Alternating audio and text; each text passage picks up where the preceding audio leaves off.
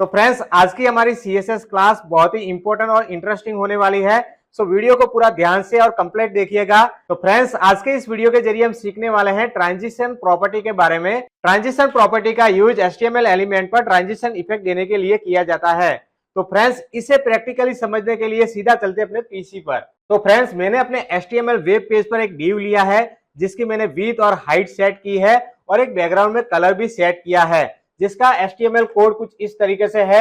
ये हमारा डिव है और इस डिव की मैंने ये क्लास दी और इस क्लास के अंदर मैंने इस डिव की विड्थ, हाइट और बैकग्राउंड कलर सेट किया है। ठीक है। अब फ्रेंड्स, मैं चाहता हूं कि ये जो हमारा डिव है इस पर यदि मैं अपने माउस कर्सर को ले जाऊं तो इसकी जो विड्थ और हाइट है वो इंक्रीज हो जानी चाहिए और साथ ही साथ इसका जो बैकग्राउंड कलर है वो भी चेंज हो जाना चाहिए।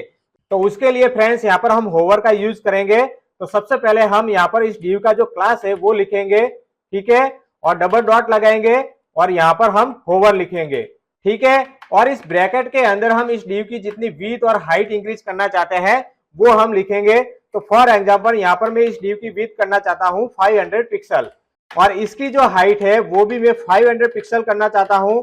तो मैंने हाइट प्रॉपर्टी के अंदर 500 पिक्सल वैल्यू लिखी, ठीक है। अब इसका हमें बैकग्राउंड कलर भी चेंज करना है। तो यहाँ पर मैं बैकग्राउंड कलर दे दूंगा।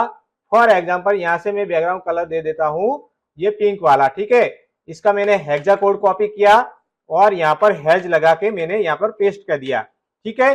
चलिए, अब फ्रेंड्स यहाँ पर इसको सेव करके पेज को रिफ्रेश करते हैं। तो अब देखिएगा फ्रेंड्स, जैसे मैं माउस कर्सर ले जा रहा हूँ तो हमारा इस डिव का जो विड्थ और हाइट है वो इंक्रीज हुआ और साथ ही साथ यहाँ पर इसका बैकग्राउंड कलर भी चेंज हो गया, ठीक है। लेकिन फ्रेंड्स, ये जो इफेक्ट है एक झटके से हो रही है, इसके अंदर कोई स्मूथनेस नहीं है, ठीक है। तो यदि हमें इस इफेक्ट को स्मूथ बनाना है तो उसके लिए हम ट्रांजिशन प्रॉपर्टी का यूज करेंगे। तो यहाँ पर फ्रेंड्स, ये जो हमारा क्लास है इस डिव का, इसके अंदर हम प्रॉपर्टी यूज करेंगे ट्रांजिशन प्रॉपर्टी और इसके अंदर हम वैल्यू के तौर पर वो प्रॉपर्टी लिखेंगे जिस प्रॉपर्टी को हम होवर इफेक्ट के अंदर स्मूथ दिखाना चाहते हैं, ठीक है। तो यहाँ पर फॉर एग्जांपल मैं यहाँ पर इस विड्थ को स्मूथ करना चाहता हूँ। तो यहाँ पर इस विड्थ प्रॉपर्टी को कॉपी करके मैंने यहाँ पर पेस्ट किया, ठीक है।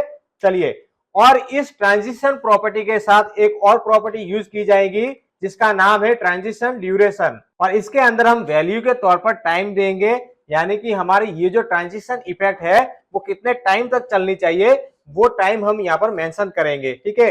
फॉर एग्जांपल मैं चाहता हूं कि ये जो ट्रांजिशन इफेक्ट है वो 2 सेकंड तक चले, ठीक है। तो मैंने यहाँ पर वैल्यू के तौर पर 2 सेकंड की वैल्यू लिखी, ठीक है। चलिए, इसको सेव करते हैं और पेज को रिफ्रेश करते हैं।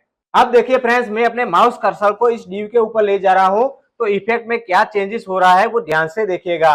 देखिए फ्रेंड्स, मैं अपने माउस कर्सर को यहाँ पर ले गया तो देखिए फ्रेंड्स, हमारे इस डिव की जो विड्थ इंक्रीज हो रही है उसके अंदर स्मूथनेस आ गई है, लेकिन अभी भी हमारे इस डिव की जो हाइट और बैकग्राउंड कलर जो चेंज हो रहा है वो एक झटके से हो रहा है, उसके अंदर स्मूथनेस नहीं है।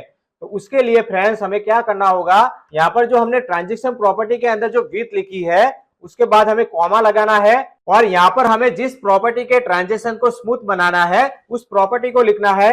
तो यहाँ पर मैं लिखता हूँ हाइट और फिर कॉमा लगाता हूँ और यहाँ पर लिखता हूँ बैकग्राउंड। सेव किया, पेज को रिफ्रेश किया। तो अब देखिए फ्रेंड्स, हमारी ये जो ट्रांजिशन इफेक्ट है वो अब कुछ इस तरीके से आ रही है। तो इस तरीके से आप ट्रांजिशन प्रॉपर्टी का यूज करके आप अपने एचटीएमएल एलिमेंट पर ट्रांजिशन इफेक्ट दे सकते हैं। तो आई होप आज का हमारा ये जो टॉपिक है आपको अच्छे से समझ में आ गया होगा। चलिए, इसी के साथ इस वीडियो को यहीं पे समाप्त करते हैं।